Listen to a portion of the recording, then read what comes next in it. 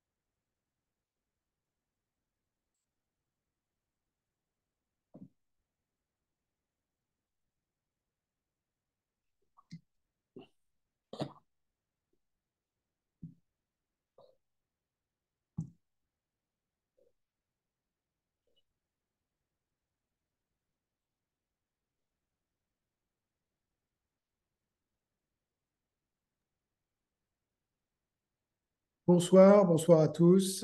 Merci beaucoup de nous avoir rejoints pour ce nouveau webinaire des Vieilles Maisons Françaises.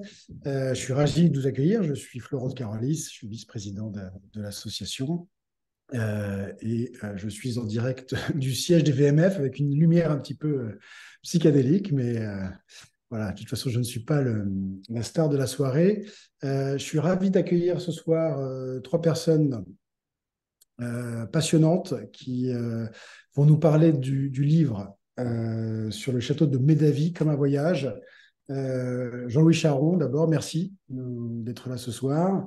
Anne-Marie Royer-Pantin, bonsoir également. Et Philippe Abergel, bonsoir.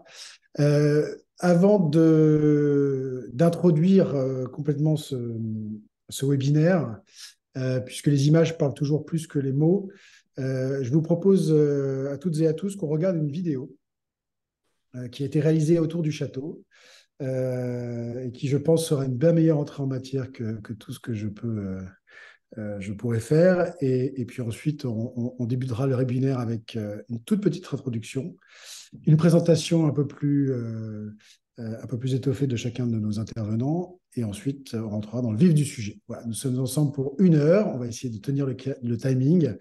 Moi, j'ai le privilège d'être le maître du temps et de devoir arrêter les discussions passionnantes. Donc, je vous prie de m'en excuser par avance.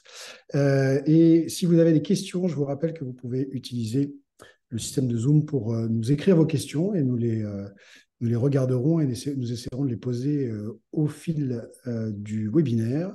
Et nous aurons un temps d'échange à la fin s'il y a besoin. Merci beaucoup. Alors, Anne, qui est en coulisses, si tu peux nous lancer la vidéo. Merci beaucoup.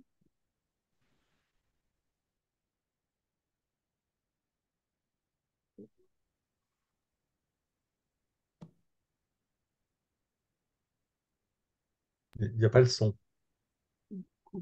Oui, effectivement, nous n'avons pas le son. Petite pique.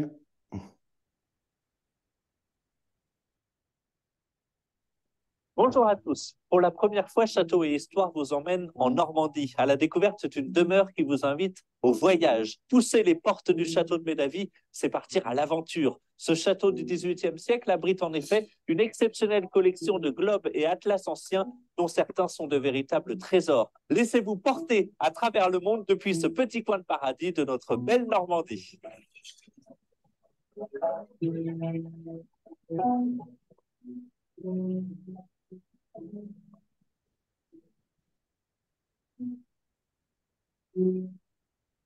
Le soleil est à peine levé. Le château de Médavy est encore enveloppé dans une légère brume. Protégé depuis 300 ans par ses deux tours médiévales, la bâtisse classique est sobre, élégante. Nous devons sa construction au maréchal Jacques-Léonard Rouxel de Médavy entre 1704 et 1725, alors que s'ouvre le siècle des Lumières. Je me suis installé dans la salle à manger pour vous présenter le personnage principal de l'histoire du château. Il s'appelle Jacques-Léonard Rouxel de Médavy. C'est un homme de guerre. Il est fait maréchal de France en 1720 et il épouse Marie-Thérèse Colbert de Molévrier, qui n'est autre qu'une nièce du célèbre ministre Colbert. Ensemble, ils vont avoir une fille, Victoire, qui va épouser le frère de son père, donc son oncle. Bon, pourquoi pas? Tous les meubles et objets du château sont importés par les actuels propriétaires, Jean-Louis et Béatrice Charon. En 2004, le couple tombe amoureux de ce lieu historique d'exception qu'ils font revivre.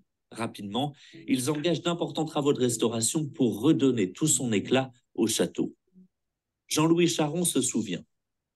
J'avoue avoir été tétanisé lors de ma première visite, mais je suis un homme de passion et j'ai pris à bras le corps ce projet peut-être un peu lourd.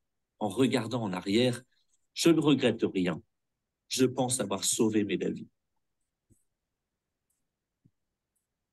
Dans le vestibule, nous sommes accueillis par Louis XIV en personne. C'est en effet sous son règne que le maréchal Jacques-Léonard Rouxel de Médavy entame la reconstruction du château à partir de 1704. Le roi Soleil est ici représenté en majesté, son cheval foulant les armes de l'ennemi. Il s'agit ici d'une réduction en bronze doré de la statue de François Gérardon, érigée en 1699, place Vendôme à Paris. Et dans ce vestibule, on trouve également d'autres trésors, comme un traîneau russe qui aurait appartenu au comte Orloff, ou encore un très beau berceau qui aurait appartenu cette fois-ci au comte de Chambord.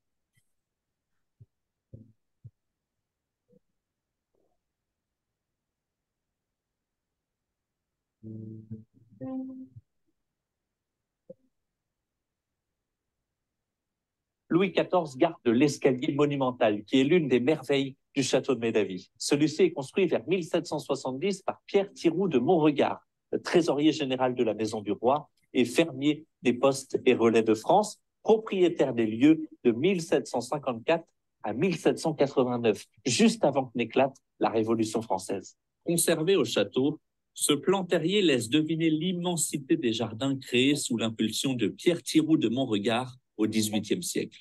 Sur 6 hectares, le propriétaire d'alors fait aménager de nombreux bosquets, un théâtre de verdure, un miroir d'eau ou encore un jardin dans l'esprit anglo-chinois. Dans le grand salon du château, nous voici en compagnie de la comtesse de Montregard, dont le portrait a été réalisé par Louis-Michel Fanelou. Il s'agit de la seconde épouse de Pierre Thiroux de Montregard, celui qui a réalisé l'escalier monumental du château de Médavy. Alors, j'ai quelques petites choses à vous raconter. On sait que ce mariage déplut fortement aux 2 filles aînées du comte, et on sait également que la fidélité n'était pas au cœur de la philosophie de ce couple, mais nous n'en dirons pas plus. Puisque nous sommes dans le grand salon, prenons le temps d'admirer les globes. Médavy a en effet la particularité d'abriter l'une des plus importantes collections privées de Normandie, c'est celle de Jean-Louis Charon, qui regroupe un ensemble exceptionnel de globes et d'atlas anciens. Regardez par exemple celui-ci, il s'agit d'un planétaire en bronze et laiton de la fin du XVIIIe siècle. Vous voyez que la Terre est représentée par cette boule de cristal et autour, vous avez un anneau mobile sur lequel est représenté l'ensemble des signes du zodiaque. Dans cette pièce, nous pouvons également admirer le globe céleste de Georges Frédéric Crutchley. Il est soutenu par un enfant en bronze doré et date de 1860. Au total, ce ne sont pas moins de 600 pièces des 16e, 17e et 18e siècles qui vous permettent de voyager dans le monde entier. Cartes, globes terrestres et globes célestes, plans, planisphères. Ces objets précieux sont plus sublimes les uns que les autres. Mais surtout, ils nous révèlent la vision du monde qu'avaient nos ancêtres.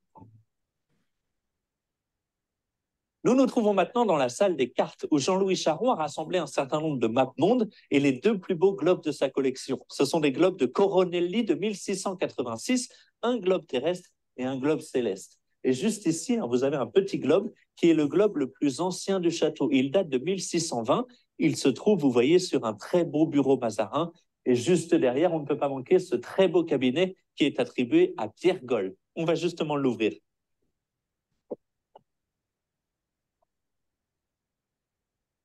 Si vous suivez attentivement les vidéos de Château et Histoire, ce meuble vous rappellera le cabinet d'ébène du château de Séran dans le Maine-et-Loire. Nous avions réalisé une vidéo à ce sujet. Eh bien, c'est le même ébéniste qui l'a réalisé, Pierre Goll.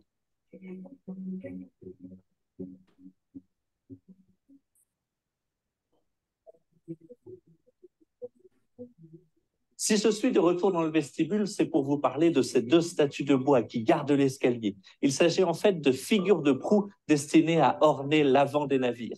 Car à Médavy, les bateaux ne sont jamais très loin. Dans les communs, vous retrouverez en effet une collection exceptionnelle d'une 40aine de maquettes de navires historiques, toutes réalisées à la main sur l'île de Madagascar. Larguons les amarres et allons découvrir quelques bateaux mythiques de l'histoire. De la Santa Maria de Christophe Colomb au Titanic, en passant par l'Hermione de Pelham ou le porte-avions Charles de Gaulle, plus de 40 bateaux vous livrent leurs secrets dans les communs du château. On devine les milliers d'heures de travail qui ont été nécessaires pour réaliser cette très belle collection.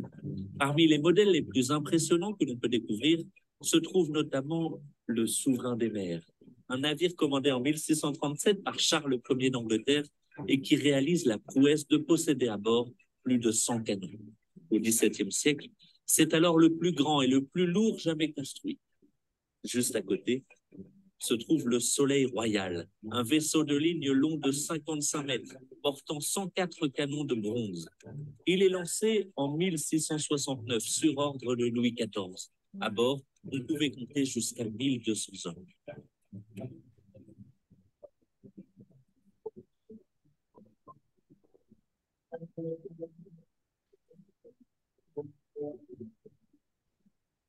J'ai jeté l'encre ici, dans la salle des cartes, pour vous raconter comment j'ai découvert le château de Médavy. Eh bien, c'est grâce aux Vieilles Maisons Françaises, l'association VMF, avec laquelle je réalise cette vidéo en partenariat, qui publie ce mois-ci un très bel ouvrage consacré au château de Médavy, rédigé par l'historienne Anne-Marie Royer-Pantin, avec les très belles photos de Philippe Abergel. Et dans cet ouvrage, vous découvrirez vraiment le détail complet de l'histoire de ce château, parce qu'évidemment, dans cette vidéo, je ne vous ai pas tout dit. Merci à Jean-Louis et Béatrice Charon pour leur accueil et merci au VMF pour ce très beau partenariat. Si vous souhaitez poursuivre votre découverte des châteaux de France, n'hésitez pas à vous procurer le premier ouvrage de Château et Histoire. Il s'appelle Châteaux vivants et habités. Il est édité par les éditions Le Charmoiset et il vous emmène à la découverte de 40 châteaux plus passionnants les uns que les autres dans toutes les régions de France. Ce sont des châteaux qui ont conservé leur âme, qui ont du caractère, qui sont meublés, qui sont vivants et qui sont toujours habités au quotidien. Voilà, n'hésitez pas également à vous abonner sur l'ensemble des réseaux sociaux, c'est aussi une très belle manière de nous soutenir. À bientôt pour de nouvelles découvertes. Voilà, merci beaucoup à Pierre Rollet pour cette vidéo en partenariat avec donc les VMF, que vous pouvez retrouver, c'est une avant-première ce soir, vous pouvez la retrouver bientôt sur les réseaux sociaux, à la fois de Château Histoire et des VMF, bien entendu. Voilà, on voit que le château de Médavy, c'est foisonnant et il y a beaucoup de choses. Ce soir, on va se concentrer sur trois sujets. Le premier, c'est quand même le parcours de ce château avec vous, Jean-Louis Charon. Et puis, nous attaquerons la rédaction d'un livre, d'un beau livre, avec Anne-Marie Royer-Pantin et Philippe Abergel, pour comprendre un petit peu comment on se lance dans un projet comme celui-là et comment l'esprit du lieu habite l'écriture et l'image qui va avec ça. Je prends une petite minute.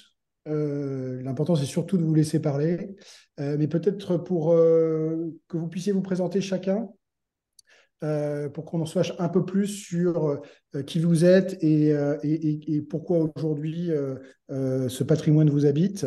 Je commence par vous, Monsieur Charon. Voilà, vous n'êtes pas propriétaire de château au départ, vous êtes dans l'investissement, si je comprends bien. Mais quel est un peu voilà, le parcours qui vous a amené à, à récupérer et à prendre en main un projet comme celui de Ménavie? Bon, merci beaucoup. Écoutez, moi d'abord, la passion du patrimoine m'est venue très tôt, quand j'étais enfant, à travers des promenades dans la région de ma famille maternelle, qui est le Bourbonnais, l'Allier, qui est une terre de châteaux. Donc, quand on met le nez dehors dans cette région, on voit des châteaux et ces châteaux me plaisaient, m'intéressaient, me fascinaient, m'intriguaient. Je me posais des tas de questions, puis je comparais leur architecture, etc. Et c'est comme ça que ce goût des châteaux, avant même le goût du patrimoine en général, m'est venu.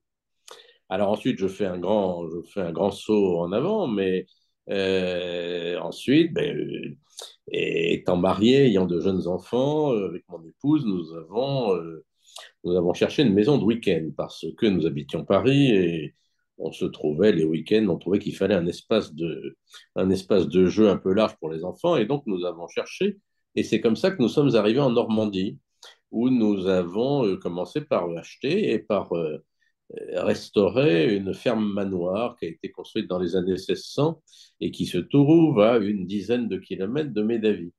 Donc nous nous sommes implantés à cette occasion en Normandie et nous avons démarré, si je puis dire, notre carrière dans les vieilles pierres en restaurant cette ferme manoir.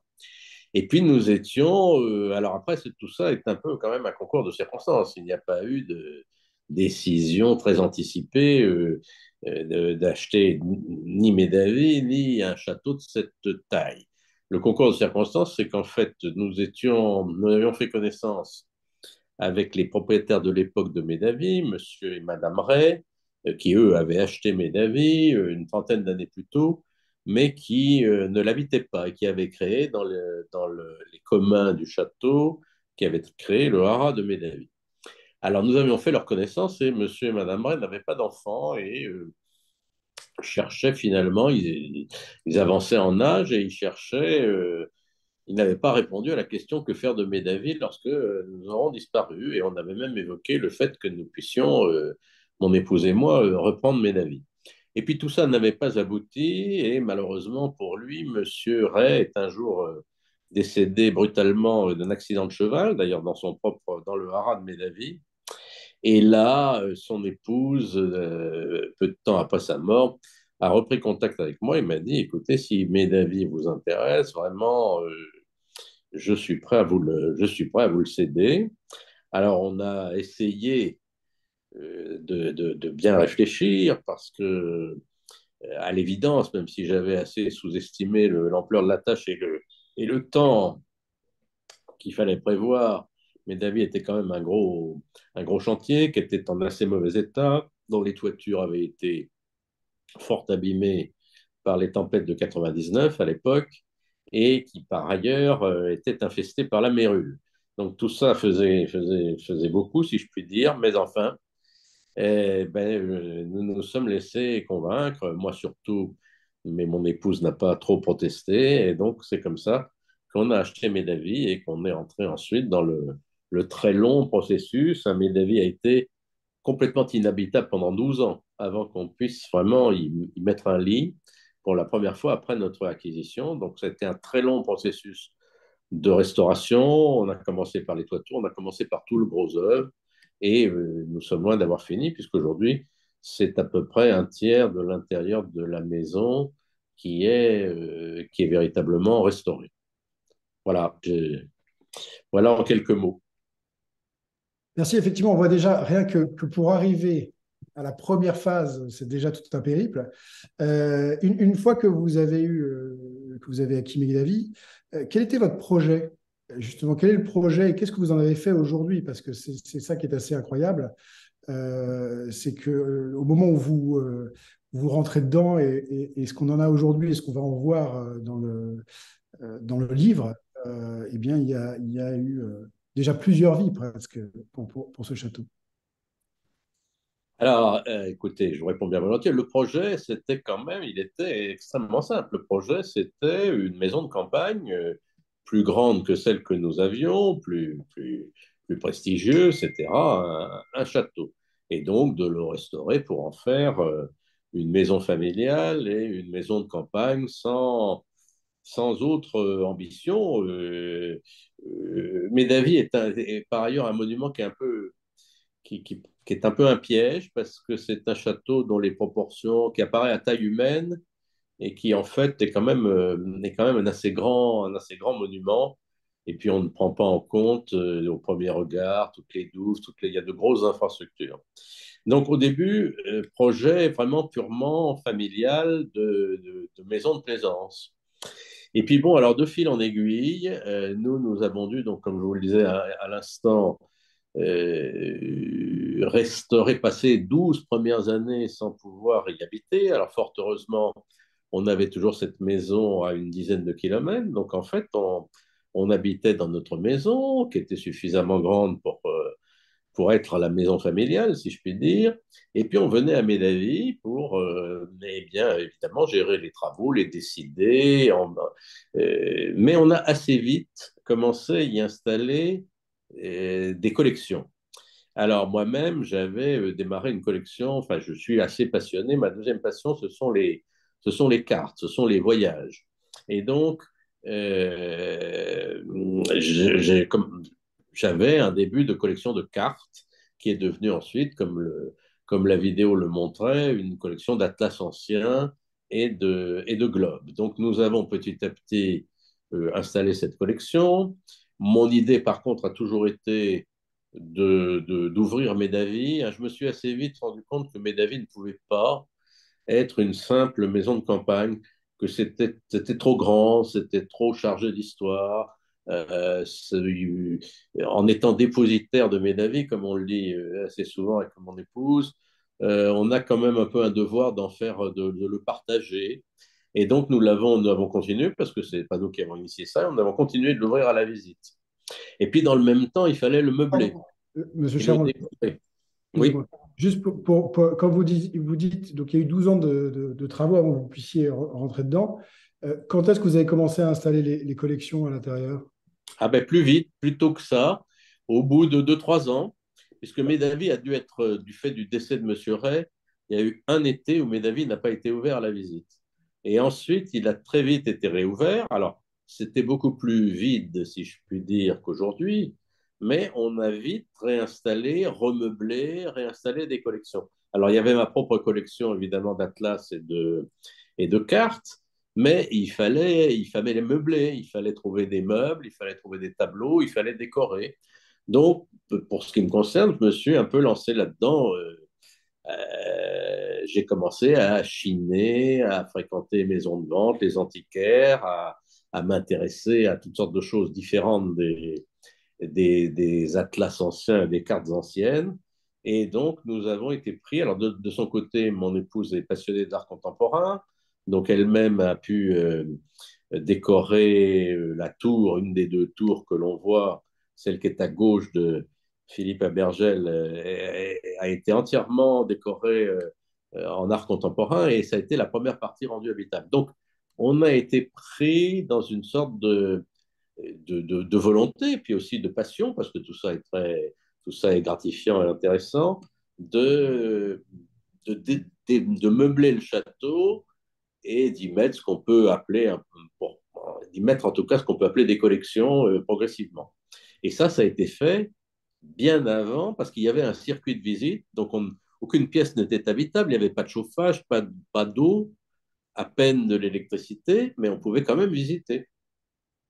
Et aujourd'hui, on peut toujours donc, le visiter. On voit bien que les collections ont grandi.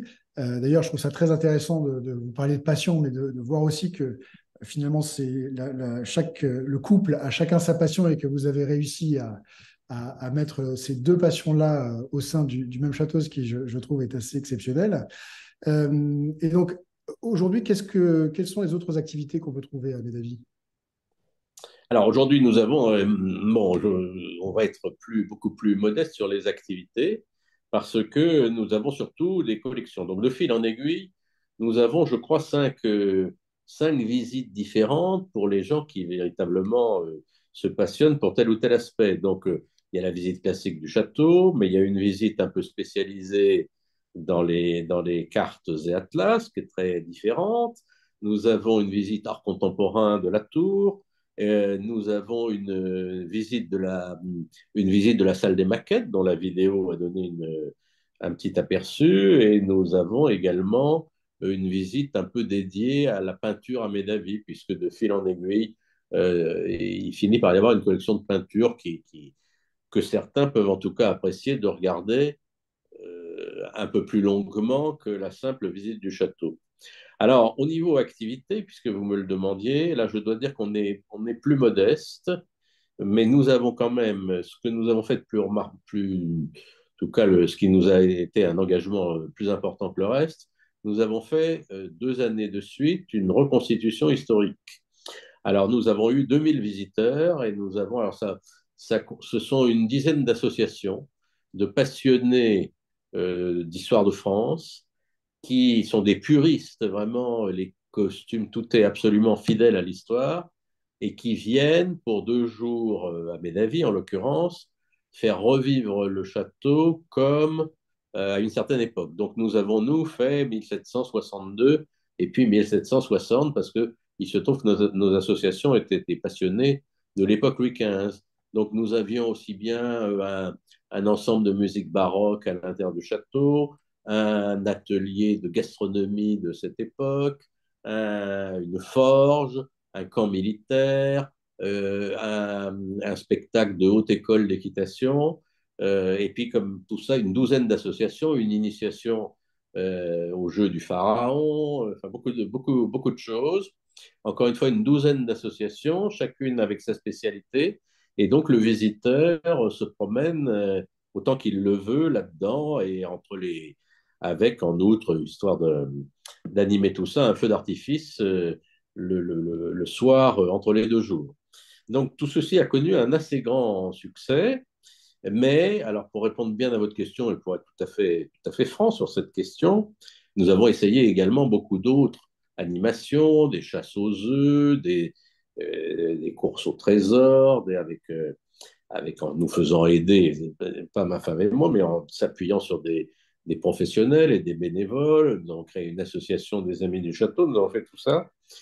Et la difficulté, comme en fait, c'est en tout cas dans l'endroit un peu reculé qu'est le département de l'Orne, toutes ces activités, malheureusement, sauf à les faire payer un prix important, toutes ces activités sont quand on paie, il faut quand même payer les animateurs, les guides, les associations, tout ça. C'est une vraie gestion. C'est une vraie Alors, gestion. c'est une vraie gestion et qui ne peut pas, qui est, en tout cas jusqu'à présent, a toujours été déficitaire. Je crois qu'il y a quand même assez peu de châteaux en France qui arrivent à être bénéficiaires sur des activités d'animation comme ça. Donc, étant déficitaire, elle nécessite un fort soutien, en l'occurrence notamment des collectivités locales. Alors, par exemple, nous avons eu le soutien ces deux reconstitutions historiques. Nous avons eu un fort soutien du département, de la région la première année et même de l'Europe, sans parler de mécénat de la part des entreprises qui travaillent à Médavie, enfin d'un certain nombre de choses comme ça. Mais tout ça, quand même, aboutit quand même au total à un déficit. Et donc, une des difficultés du fait de produire des animations dans un château comme Médavie, qui n'est pas ni sur la côte d'Azur, ni même sur la côte normande, c'est malgré tout de pas faire. Il y a des limites à tout. On ne peut pas faire Bien sûr. on peut pas subventionner de façon inconsidérée ce type d'animation. Je profite d'une question pour faire la transition et puis après on va passer sur le livre. Merci beaucoup pour cette histoire et pour montrer quand même qu'un lieu comme Médavie, bah voilà, c'est beaucoup de travail, d'investissement et puis ça continue à l'être. Quand est-ce qu'on peut venir visiter le château? Est-ce qu'il y a des Alors, on dates? peut venir alors. Le château est ouvert tous les jours l'été, c'est-à-dire en gros du 1er juillet au 31 août à la période de l'été. Quand on l'a ouvert, d'ailleurs, pour la petite histoire, un peu plus largement, on a eu très peu de visiteurs. Donc, en fait, le grand moment où il y a des visiteurs, c'est vraiment les mois de juillet et août. Ceci dit, le château est ouvert à la visite tout l'hiver, tout le temps, mais sur réservation. Il est également ouvert un certain nombre de dimanches de l'intersaison. Et donc, il faut aller sur le site pour bien avoir conscience de tout ça, pour voir donc les périodes où il est ouvert. Donc, on peut arriver sans réservation et on va trouver une visite guidée. Aujourd'hui, toutes les visites sont guidées compte tenu des collections. Nous ne pouvons pas faire à l'intérieur de visites libres. Et par contre, nous proposons à tout moment de l'année des visites sur réservation. Alors, qui est en quelque sorte des visites privées. Bon, il vaut mieux être un petit groupe Eh bien, je suis d'être une sûr que seule les gens personne. qui nous écoutent auront envie de réserver leur visite après ce qu'on leur aura montré ce soir. Merci beaucoup, Monsieur Charon. Je vois que le temps Je vous en file. prie, avec plaisir. Il y aurait encore beaucoup de choses à dire sur tout ce projet autour de ce que vous avez investi et de l'énergie que représente Médavie aujourd'hui. Mais en tout cas, au VMF, on a trouvé que c'était important de la part de l'ampleur du projet et puis la beauté du lieu, effectivement, de faire avec vous ce bel ouvrage, le château de Médavie comme un voyage. Donc, je m'adresse à vous, Anne-Marie Royer-Portin et Philippe Abergel. En une seconde, Anne-Marie Royer-Portin, si vous devez vous présenter à ceux qui nous écoutent pour expliquer un peu votre parcours d'historienne et d'auteur. Et puis après, Philippe, et puis après, on passera sur que vous nous expliquiez un peu ce qui vous a animé pour faire ce livre. Alors, en une seconde, je suis une plume qui travaille depuis très très longtemps, passionnée par le patrimoine, évidemment, et par tout ce qui fait la beauté de notre France. Donc, j'écris beaucoup pour VMF et j'ai aussi la chance d'avoir plusieurs casquettes, puisque je suis à la fois j'ai à la fois derrière moi une carrière littéraire, mais aussi une carrière historique de chercheur. Et ce qui était passionnant pour Médavie, c'est de pouvoir croiser tous ces domaines. D'ailleurs, pour nos auditeurs, c'est vous qui avez écrit notre livre sur la demeure en France. Oui, en grande partie, ça aussi. C'était une belle aventure. J'adore les aventures chez VMF. Et Philippe? Alors, moi, je suis photographe depuis plus de 35 ans à Paris et je collabore avec les VMF pour mon plus grand plaisir, avec cette belle maison qui fonctionne un peu comme une famille. Et ça fait une dizaine d'années presque maintenant.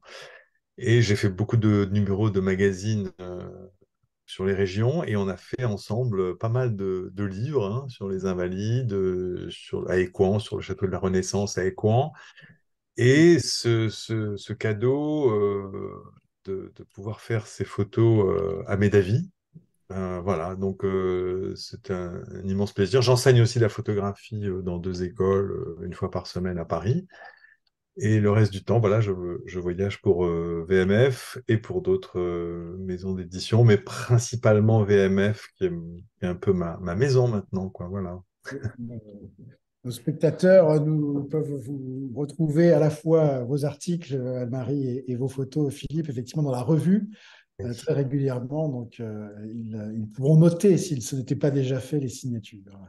Alors, Anne-Marie, comment est-ce qu'on se plonge dans un projet comme celui-ci? Comment on rentre dans l'écriture d'un livre et de quoi il faut être animé pour pouvoir se lancer dans cette aventure dont vous parliez? C'est un défi. À l'aune du défi qu'a relevé M. Charon quand il s'est retroussé les manches pour pouvoir attaquer la restauration de ce grand vaisseau de pierre. Oui, c'est un défi parce que c'est un bâtiment, somme toute, qui n'est pas un phare, un élément majeur de notre patrimoine. Donc, ça n'est pas évident. Mais c'est ça qui est passionnant. C'est que à l'étudier, à s'y plonger, parce qu'il fallait vraiment s'y plonger pour en trouver le sens, euh, on comprend que voilà, c'est là le patrimoine vivant. Le patrimoine en marche, il est là. Parce que c'est toute l'histoire. Hein. On sait qu'on peut remonter, j'ai trouvé les premières traces au XIe siècle, et qu'ensuite, il y a ce temps qui est là, qui se bouscule, qui nous apporte des renseignements sur toutes les époques. Parfois, il y a des périodes un peu plus étales, mais tout ça avance, vous voyez, c'est du patrimoine en marche et se construit, parfois se détruit et recommence. Et on arrive avec ce temps qui avance, qui est le passé évidemment, mais qui n'est pas du tout du temps passé d'un patrimoine tel qu'en lui-même l'éternité l'a changé. Mais au contraire, un temps mobile, un temps qui bouillonne, qui foisonne, ça se voit dans toute l'approche historique du livre, et qui déborde sur le présent et puis qui déborde sur l'avenir. Et c'est ça qui est passionnant, parce que M. Charon vous a parlé de tout ce qu'il a, de tous ces partages, de cette volonté d'ouvrir et de faire vivre ce patrimoine. Donc peut-être s'il fallait trouver comme ça une idée maîtresse, il y en a eu tellement d'autres, mais une idée maîtresse, c'était que on arrivait avec une histoire et à refaire vivre. Il y a des personnages extraordinaires dans ce Médavie. Et c'est peut-être ce qui m'a le plus passionné. Mais cette marche en avant d'un patrimoine, aujourd'hui, ce ne sont pas des vieilles pierres qui dorment, mais des vieilles pierres qui vivent. Voilà. Et toute ma passion du patrimoine est là, d'un patrimoine en marche. Et Médavy offrait aussi dans ce petit coin de Normandie, regardez comme les paysages sont admirables, dans ce petit coin de Normandie, il nous faisait réapprendre toute notre histoire de France. Parce qu'on part de la Normandie qui se forme, et là aussi qui lève comme une pâte à pain. Et ensuite, on a tout le XVIe siècle, le XVIIe, le XVIIIe, qui passe là en rafale, à travers les personnages, à travers le bâti, à travers les rêves aussi de tous ces propriétaires de Médavy. Donc, peut-être un point de départ qui semblait mineur, parce que c'est pas un site colossal du patrimoine, un site primordial, mais ô combien passionnant et qui nous permet aussi de donner une image vivante du patrimoine grâce aussi à des propriétaires comme Monsieur Charon qui ont porté en quelque sorte, qui l'ont porté dans le 21e siècle. Et ça, c'est rassurant aujourd'hui. Est-ce que vous connaissiez déjà le château avant de vous lancer dans l'écriture du livre? Eh bien, que nenni! C'est ça qui est d'autant plus intéressant, c'est qu'il fallait tout prendre là aussi à bras le corps. Et au début, tourner autour, parce que ce n'était pas du tout évident, l'histoire. L'histoire était complexe, c'est comme un tissu qui avait eu des trous. Et donc, il y avait toute une part de recherche. Et moi, j'adore me plonger dans les vieux papiers. C'est le complément de mon amour des vieilles pierres. Et à partir du moment où on se profilait là derrière des éléments tellement passionnants, je vous ai dit la famille, les noms, leur implication dans l'histoire de France, alors là, bon, tout devenait passionnant. Il aurait même fallu des années pour compléter le paysage, le portrait que j'ai voulu redonner de Médavy. Mais ça a d'abord été, il faut bien le dire, une plongée dans les archives et dans les documents. Parce que ce qui est intéressant, c'est d'aller à la source. On n'a pas tout, hein, mais chaque fois que la source est là, ça devient vraiment, ça a vraiment du sens. Et on a un véritable enseignement historique et architectural. Et comme le dit M. Charon, c'est une histoire sans fin. Nous aurons certainement encore l'occasion de lever encore des coins de voile sur cette merveille, parce que de l'avoir tellement fréquenté, d'y avoir passé virtuellement mes nuits et mes jours, me l'ont rendu, oui, c'est un lieu qui est une merveille, qui est un lieu précieux aujourd'hui, pour toutes ces raisons-là, pour tout ce qu'il incarne et pour cette vision forte, ce cercle vertueux de la vieille pierre. S'il y avait une chose que vous voudriez qu'on retienne sur Médavy, vous qui l'avez étudié, qui en avez rendu compte dans ce livre, s'il y avait une chose que vous voudriez que les gens retiennent, qu'est-ce que ce serait? Alors, je dirais deux choses, permettez-moi, Florent. Deux choses, parce que c'est d'abord la poésie du lieu. Chaque fois que vous avez une rivière, l'eau qui est là, tout change. Tout change, les images se multiplient, l'histoire se démultiplie. Et là, c'est un château qui est tout près encore de la source de l'Orne. Donc, on est encore dans les débuts de cette rivière-là. C'est peut-être à Médavy que l'Orne vient apprendre l'histoire de France. Et c'est ce fil poétique, d'ailleurs, dont on s'est souvent entretenu avec Philippe, qui a été peut-être aussi l'introduction pour moi. Et puis, les familles, la famille extraordinaire des Roussel de Médavy, qui a traversé l'histoire de ce lieu, qui en a fait l'architecture et qu'on rencontre partout, dans chaque recoin de pierre et recoin de couloir, même si, évidemment, leurs silhouettes se sont effacées et que M. Charon vous dira qu'il n'y a pas de fantômes à Médavy. Mais enfin, il y a de bons fantômes. Donc voilà, c'était ça, cette rencontre lumineuse de la poésie, du patrimoine paysager, puisque c'est un thème qui m'est extrêmement cher, et de la richesse historique du lieu, qu'on n'aura jamais fini d'explorer. Merci beaucoup. Philippe, pour vous, alors, une autre manière de raconter le patrimoine, après les mots, les images, Vous, déjà, est-ce que vous connaissiez Médavy avant de vous lancer dans le... Non, je ne connaissais pas Médavy et je suis très heureux, évidemment, de connaître le château. Mais en introduction, de mon expérience et de ces gens comme Monsieur et Madame Charon, passionnés, et leur rendre hommage quand même, parce que la France vit grâce à ces gens-là, la possibilité comme ça, de réparer le patrimoine cassé et de redonner vie à des lieux qui ont eu, voilà, il y a eu des vies, il y a eu c'est des lieux qui sont habités. Et quand on est photographe, c'est un peu la difficulté, c'est de venir essayer. On peut pas photographier ce lieu comme ça, comme un touriste. C'est très compliqué. On a besoin de rentrer dans l'histoire. Et un château doit vous accueillir. Et c'est vrai que ce château, je pense aussi grâce à la personnalité de M. et Mme Charon, était très accueillant. C'est un château qui est très accueillant, très ouvert. Il se donne assez rapidement à qui veut bien le regarder. Et là, on photographier cet endroit, il faut rentrer dans l'histoire. Et c'est étonnant, chaque château a une personnalité extrêmement propre. Et on n'arrive pas, il n'y a pas une technique photographique qui dit, bon, j'ai l'habitude, je vais me mettre là, je vais faire comme si, je vais me mettre dans ce point de vue-là. Il faut aller chercher des points de vue, il faut aller chercher des cadrages qui sont en rapport vraiment avec le château, avec les proportions du château. Et c'est à chaque fois un challenge et c'est passionnant. Heureusement, Anne-Marie aussi avait fait un travail en amont extrêmement important et elle m'avait aussi vraiment bien guidé dans la démarche et les recherches des photographies. Donc, vous intervenez après. Ça, c'est intéressant. C'est-à-dire que vous y allez pas, vous faites pas chacun votre travail de votre côté.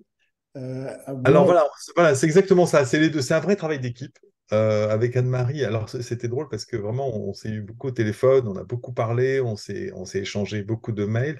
Elle me guidait. Il faut un guide hein, dans ce genre de lieu pour vraiment appréhender l'histoire, appréhender et tous ces endroits qu'elle avait vus par ses recherches. Hein, tout autour du château, qui ne sont pas que au château, mais aussi tout autour du château, avec les paysages, avec l'orne et tout.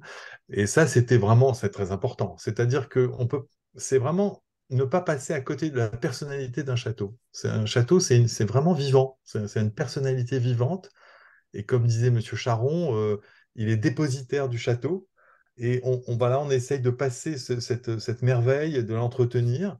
Et moi, je suis extrêmement reconnaissant à ces personnalités qui investissent énormément d'argent et énormément de temps dans cette passion de redonner vie à des endroits. Et nous, la charge, évidemment, c'est de rendre hommage à ça et d'essayer de faire des photos qui soient à la fois des photos vraies, parce qu'il ne faut pas mentir en histoire, et en même temps d'essayer de faire des belles photos avec l'esthétique à la française, avec l'esthétique des VMF, hein, où vraiment on a cette démarche de travailler beaucoup ensemble sur les châteaux.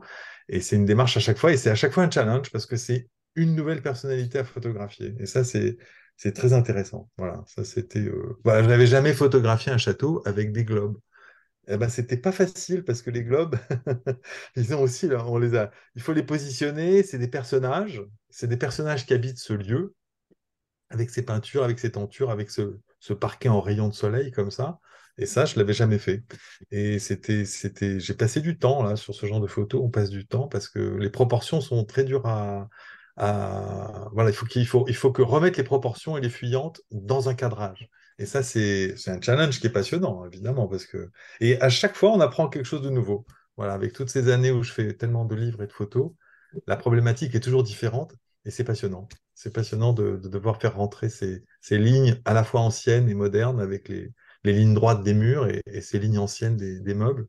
C'est un vrai challenge. Et voilà. Puis, bon, l'endroit est magnifique, donc ça va. C'est pas comment si- vous faites, pour travailler parce je vois trois niveaux, moi, quand on voit les photos du livre, et puis dont une partie sont présentées là.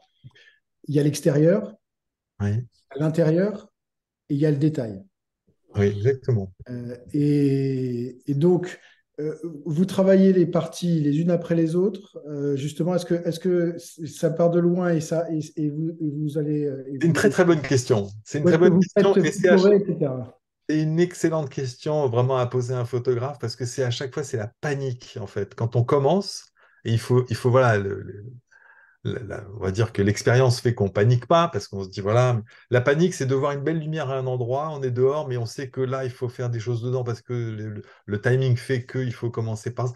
Voilà, donc on est on a envie d'avoir une vision globale, on a envie de tout faire en même temps, on a une espèce de boulimie quand on commence, et en fait, c'est une erreur.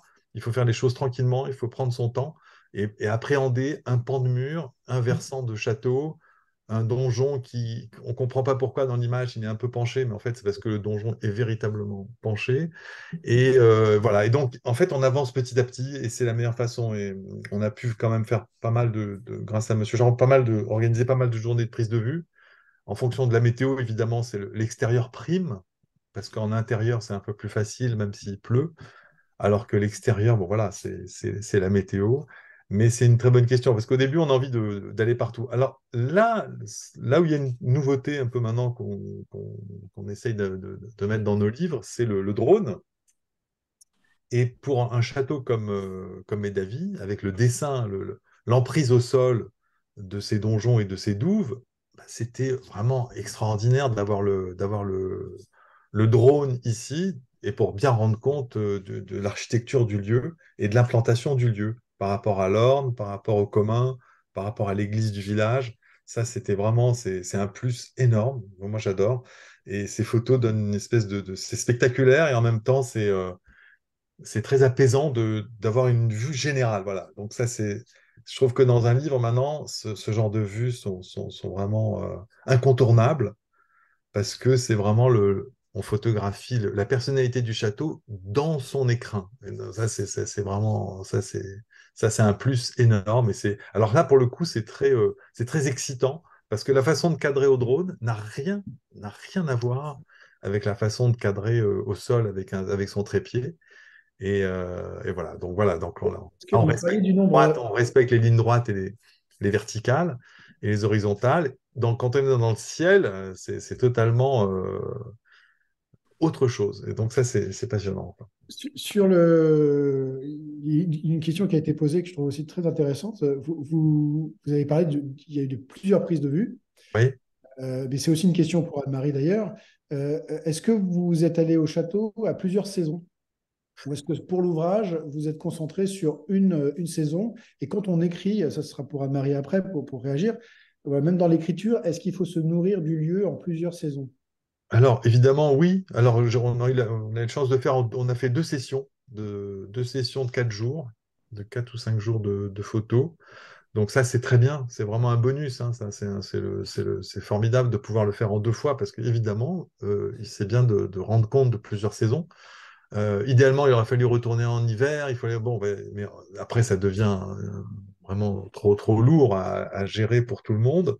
Mais c'est vrai que de montrer les 4 saisons d'un endroit, c'est formidable. Alors voilà, donc, mais là, franchement, je trouve, j'ai été moi qui suis souvent critique par rapport au travail, par rapport à l'impression aussi du livre, que je trouve qui est très très bien imprimé.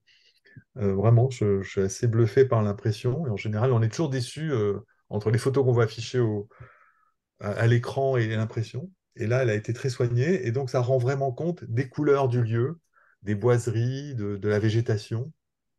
Donc, moi, je suis vraiment ravi de la façon dont le livre a été fait. Et puis, on en parlait avec Anne-Marie tout à l'heure. Et ça, c'est encore une fois de tirer le chapeau au commanditaire, c'est-à-dire qu'il nous a laissé totalement libre. Donc, ça, c'est assez formidable. Le château s'est ouvert. Le château était accueillant comme monsieur et madame Charon, c'est-à-dire qu'on était libre de faire ce qu'on voulait, d'aller où on voulait. Et ça, c'était assez formidable. Enfin, voilà, c'est un privilège. Voilà. Et vous, Anne-Marie, comment passe dans l'écriture, dans cette réflexion autour de l'histoire du château et de cette idée de saison? Est-ce que pour vous c'est important ou est-ce que vous êtes focalisé sur les documents, les archives? Comment ça passe Ah dans non, votre c'est film? fondamental, c'est fondamental, vous savez. Je pense que quand on lit le livre, ça se sent. C'est d'abord des questions de lumière, des questions de toile de fond du ciel, des paysages, du temps qui passe et de l'eau qui fuit. Et ça, c'est essentiel. C'est même la façon dont j'ai apprivoisé le lieu. C'était d'abord par ça. Et le passage des saisons et le ciel de Normandie qui passe sur ces toitures, les jeux de briques, pierres et ardoise qui est tellement, tellement caractéristique de la Normandie, et les reflets du ciel, et tout ça est essentiel. D'abord parce que je suis partie de là. Ça a été vraiment, j'ai senti que l'inspiration était bonne, parce qu'on a besoin d'être inspiré. On n'a pas fait avec ce livre une énième monographie sur un château. Dieu sait s'il y en a aujourd'hui. D'abord, c'est pas le genre de choses qu'on fait, ni Philippe ni moi, et il fallait l'aborder autrement. Et l'autrement, c'était ça d'abord. C'était ce ciel immense, et puis cette terre normande qui se déroule tout autour, parce que c'est un château qui est vraiment inscrit dans le paysage et dans le velours de la Normandie. Donc tout est parti de là, et c'était essentiel, puisque je vous ai dit que ce qui m'a aussi guidée, c'était cette étonnante temporalité pour être érudit, c'est-à-dire cette façon dont le temps est passé sur Médaville, l'a emporté et porté jusqu'à aujourd'hui. Donc au contraire, on était dans cette démarche-là, un peu baroque d'ailleurs, de ce temps qui bouge et du mouvement. C'est pour ça que souvent on associe l'idée du grand siècle avec ce château de Médaville. Et quand on regarde bien, il est antérieur, il est beaucoup plus. Il naît ce château dans sa majesté à ce qu'on appelle l'époque baroque, qui est le premier XVIIe siècle. Et le baroque est d'abord le mouvement. Donc, mouvement des saisons, mouvement de l'eau, mouvement du temps qui passe, mouvement de l'histoire qui est passé sur ce lieu par rafale et qui nous a amenés jusqu'à aujourd'hui. C'est pour ça que je vous disais, voilà, une admirable illustration d'un patrimoine qui vit. Merci beaucoup. Alors, on est on a effectivement beaucoup parlé du livre, c'est normal, puisque c'est l'objet du webinaire. Mais pour redonner un petit peu la parole à Monsieur Charon, et pour faire la transition après sur l'approche poétique et esthétique que vous avez eue dans ce livre et dont vous avez déjà témoigné. Monsieur Charon, pour vous, en tant qu'à la fois commanditaire et propriétaire, euh, quelles sont les choses, on a bien entendu hein, que vous avez laissé les auteurs extrêmement libres, mais quelles sont les choses que vous avez envie de faire passer à travers un livre? Finalement, il y a les gens qui vont visiter le château, c'est déjà une manière de transmettre quelque chose autour de ce projet.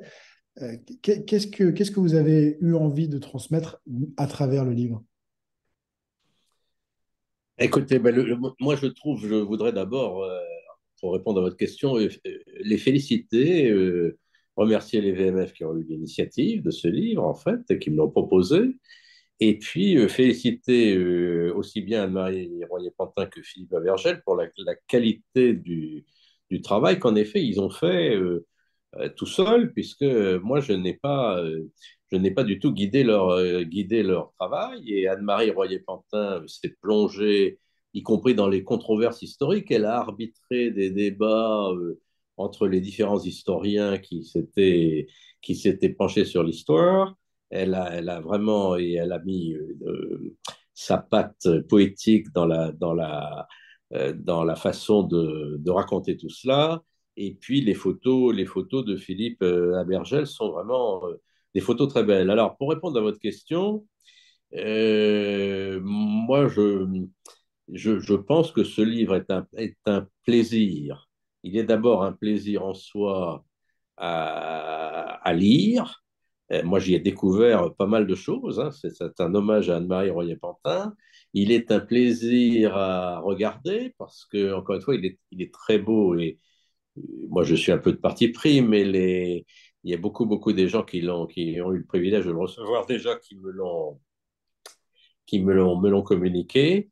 Et puis, bien sûr, ben, j'espère qu'il donnera envie. Encore une fois, on est dans ce coin de l'Orne qui est quand même un petit peu à l'écart des grandes routes touristiques, etc. J'espère que ce livre donnera envie aux gens de venir dans cette région du Haras du Pin, qui mérite qu'on s'y arrête, qu'on y passe un grand week-end, qu'on vienne visiter Médavy. Puis il n'y a pas que Médavy, il y a les autres, il y a les châteaux que le président du conseil départemental rebaptisé les châteaux du cœur d'Orne. Il y a le Haras du Pin, le château du Bourg-Saint-Léonard, le château d'Eau, le château de Carouge, le château de Sassy, tout autour de Médavy. Donc j'espère que ce livre contribuera à susciter l'envie de venir dans cette région. Merci beaucoup. Alors, je vois l'heure qui tourne. Il y a eu pas mal de questions. J'ai essayé d'y répondre en direct pour une partie. Il y a beaucoup de questions sur le travail d'Anne-Marie, beaucoup de questions sur le travail de Philippe, sur voilà, comment on va chercher les archives, comment on s'occupe des. Est-ce qu'on s'inspire d'illustrations anciennes pour faire les photos, etc. Donc, on verra si on a encore 2 minutes pour parler de tout ça. Euh, pour bifurquer sur une question qui n'a rien à voir, quelqu'un demandait, d'abord disait que les prises de vue étaient magnifiques, mais du coup s'inquiétait de savoir s'il y avait des risques d'apparition d'éoliennes. Alors je ne veux pas se lancer de polémique ce soir, ce n'est pas le but, mais c'est juste pour voilà, savoir quand l'environnement aujourd'hui de Médavy, quand on a un château comme celui-là, est-ce que aujourd'hui c'est quelque chose qui pourrait être menacé ou est-ce que, en tout cas aujourd'hui dans l'Orne, ça ne fait pas partie des préoccupations qui s'attachent sur un bien tel que celui-là? Alors, je pense que c'est moi qui vais être le mieux placé pour vous répondre, et donc c'est tout à fait au cœur des préoccupations. Je vous parlais des châteaux du cœur d'Orne. Il y a naturellement à Médavy, et comme ailleurs, comme dans toute cette région entre Alençon, Argentan, Haras du Pin, il y a un certain nombre de projets éoliens. Et puis, comme vous le savez, les préfets, enfin, le gouvernement est pour le moment sur une logique visant à favoriser et à pousser les développements éoliens. Donc c'est absolument au cœur des débats, avec des sensibilités, comme vous pouvez l'imaginer, variables. Donc aujourd'hui, il y a une carte. Le gouvernement a publié une carte qui s'étend à toute la France, des endroits où des projets éoliens pouvaient être très intéressant, moyennement intéressant, pas intéressant. C'est une carte qui est fondée sur les reliefs et les vents. Hein. C'est une carte précisément qu'on pourrait qualifier d'éolienne. Alors, bien entendu, de cette carte qui semble recommander des projets éoliens à tel ou tel endroit, des projets sont en effet nés ou sont en effet en gestation, et certains ont un impact. À mes avis, la menace est ce qu'elle est. Bon, il n'y a pas pour le moment un projet qui viendrait vraiment très à côté de Médavy menacé gravement. Enfin, pour le moment, nous n'avons pas un projet menaçant. Par contre, d'autres châteaux dans le coin, notamment nos voisins du château de Sassy, ont des projets qui sont, eux, beaucoup plus menaçants avec des éoliennes très proches des châteaux. Donc, moi, je ne. Donc, la question, évidemment, elle est Ça se pose. complètement vivante et je pense qu'il faut là-dessus un peu quand même de pragmatisme, mais il faut, je crois, prendre en compte quand même, en effet, des lieux comme ces grands châteaux, il n'y en a quand même pas Il faut rester vigilant. ça. Il faut Il rester faut vigilant. éviter d'aller les polluer. Il faut agir avec discernement. La- Pour rester sur le château, vous avez dit qu'effectivement, c'était une demeure familiale et on sait vous nous avez parlé de votre épouse qui est très impliquée. Est-ce que le reste de la famille est impliqué ou est-ce que les sujets de transmission au VMF sont toujours très importants? Je pose beaucoup de questions. Je me permets en cette fin de webinaire, puisqu'on aborde le sujet dans une des questions, demander, voilà, est-ce que au niveau familial et des générations futures, est-ce que la question de l'implication se pose ou est-ce que c'est aujourd'hui quelque chose que vous n'abordez pas en famille? Alors, la question se pose. Bien entendu, la question se pose. Donc, mes enfants ont trois enfants. Ils ont entre 35 et 40 ans. Et nous avons entre 65 et 70. Et donc, la question qu'adviendra-t-il de Médavie d'ici une vingtaine d'années? Qui prendra le relais? Comment ça doit se passer? Est une question qui est factuellement, qui existe. Alors, l'implication, bon, pour le moment, je veux dire, Médavie, par son ampleur, a toujours un peu fait peur. Mes enfants ne se sont pas projetés comme étant les repreneurs naturels de Médavie. Alors, on est dans une situation qui est différente de bien d'autres cas, hein. Nous, il ne s'agit pas d'un château familial qu'on aurait depuis des générations et des générations.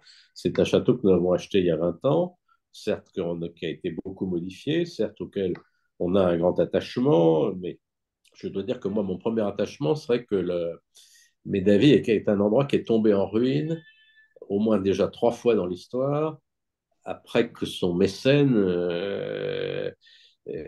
soit mort. Et donc, autant que faire se peut, j'aimerais que ce ne soit pas, qu'on ne soit pas en train d'écrire une énième répétition de ce scénario. Mais je privilégierais plutôt que ce soit repris par quelqu'un qui ait la même passion, le même engagement que celui qu'on a pu avoir. Alors, bien entendu, nos enfants, si vous voulez, ils sont encore un peu à l'âge où on travaille, où on gagne sa vie, où on construit sa famille, où on élève ses petits-enfants, etc. Et où donc, je considère que de savoir si oui ou non ils auront envie, pour le moment, ils ne sont pas impliqués véritablement dans les travaux de Médavie. Encore que c'est en train de se produire. J'ai mon fils en particulier, qui a beaucoup de compétences en matière énergétique, est en train d'étudier avec moi toutes les solutions énergétiques. Nous devons mettre en place des solutions énergétiques performante pour Médavie, sans quoi ce sera un gouffre énergétique qui condamnera ce site, si la question énergétique n'est pas bien étudiée. Donc, on fait des analyses de géothermie en profondeur, etc., pour lequel mon fils aujourd'hui m'aide beaucoup. Donc, voilà, pour vous répondre, dans notre cas précis, l'implication, pour le moment, ça leur fait encore un petit peu peur.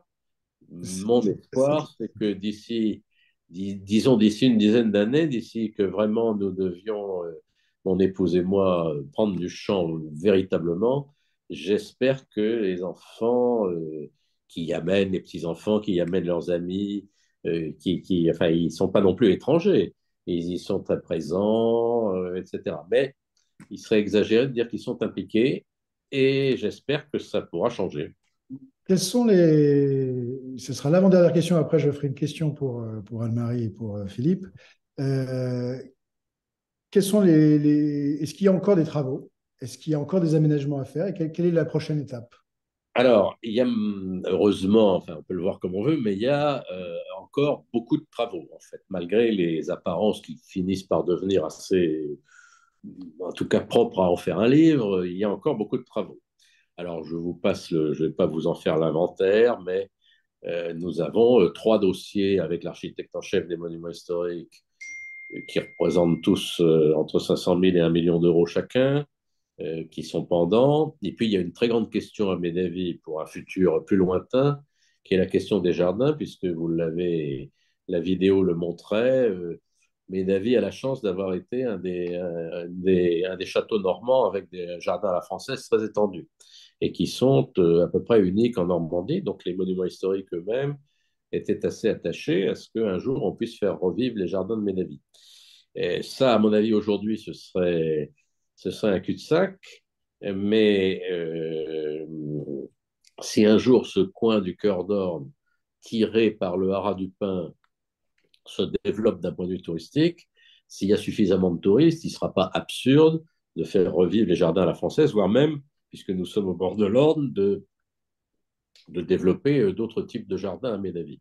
Alors, pour revenir à votre question, donc, vous voyez, il y a certainement et puis par ailleurs, comme je le disais aussi, je n'en suis qu'au tiers, en gros, de la restauration, au sens la mise en confort de l'intérieur de la maison.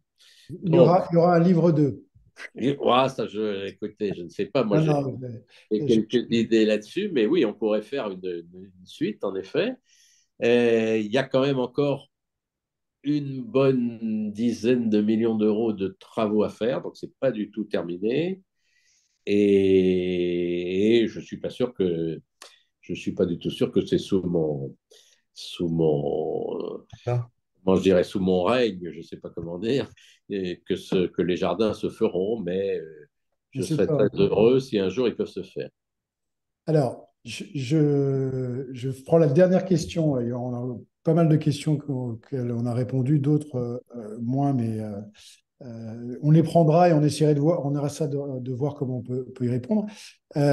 Pour terminer avec vous, Anne-Marie et Philippe, je vais combiner plusieurs questions. Euh, je pense que la réponse est un peu plus évidente pour vous, Anne-Marie, mais peut-être pas pour Philippe. Euh, sur les archives que vous utilisez pour votre travail, à quel point vous vous appuyez sur des archives qui sont celles de propriétaires, d'archives qui viennent de d'autres sources?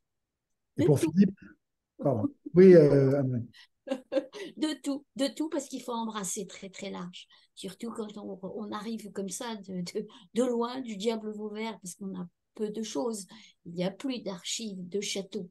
Il y a certains châteaux ont la chance d'avoir gardé leurs archives, mais là non, non. Alors on commence, on ratisse, enfin on fait, comme le requin, hein, on commence. C'est non, c'est l'inverse du requin parce qu'on en va aller chercher de plus en plus large parce que c'est aussi bien les archives départementales de tous les départements de la région. Hein.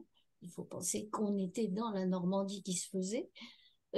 J'ai beaucoup travaillé aux archives nationales, évidemment au fond, dans tous les fonds de la BNF, tout ça c'est un peu chez moi, donc j'ai vraiment l'habitude. Il faut, il faut aller aux sources. Si vous voulez raconter une belle histoire, il faut dépasser ce sur quoi on s'appuie aujourd'hui, c'est-à-dire trop souvent ce qu'on a répété tout au long du 19e siècle. Au 19e siècle, on avait ce qu'on appelait des antiquaires, des sociétés historiques locales. Il y a aussi des choses passionnantes là-dedans. Mais il y a des choses qu'il faut utiliser avec des pincettes parce qu'il faut d'abord le document. Et dans ce livre-là, tout ce qui est avancé est appuyé sur du document d'archives. On aurait pu dire 10 000 autres choses. Mais là, ce sont des documents d'archives. Donc, il faut vraiment chercher partout, d'autant que là, comme on l'a dit, l'histoire de Médavie est aussi une envergure régionale et nationale. Donc, il ne faut pas hésiter à aller chercher partout, relire beaucoup de journaux du temps. Ça, c'est passionnant parce que ça vous apprend des tas de choses. Relire des mémoires, des journaux restés parfois manuscrits. Il y aurait encore, je veux dire, il y aurait encore des années de travail là-dessus. Mais les pistes sont là, elles sont ouvertes et elles ont déjà réussi à peindre, à repeindre. Et merci beaucoup, Anne-Marie. Et pour conclure avec Philippe, est-ce que vous utilisez ou est-ce que vous vous nourrissez de vues historiques avant, puisque vous avez parlé un petit peu de cette problématique pour le photographe quand même de patrimoine, c'est-à-dire que c'est pas la même chose que de faire d'autres types de photos.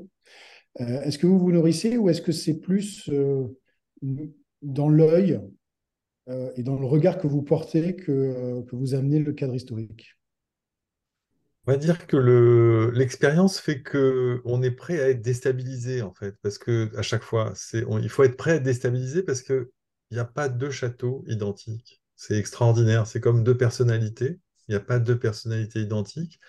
Et on a beau, voilà, qu'on soit un bon portraitiste ou un photographe de patrimoine, il faut venir avec pas mal d'humilité finalement et beaucoup d'expérience. Et on essaye, voilà, de d'amadouer le lieu et d'essayer d'entendre au moment où on est là, hein, parce qu'évidemment, comme vous l'avez dit précédemment, il aurait fallu peut-être aussi, voilà, mais après, c'est des questions de production, de budget. Le livre ne permet pas ça, de venir quatre fois, 5 fois, 3 jours, ou 5 jours quatre ou 5 fois, 5 jours dans l'année, ce qui ferait énormément de jours de prise de vue, donc un budget énorme.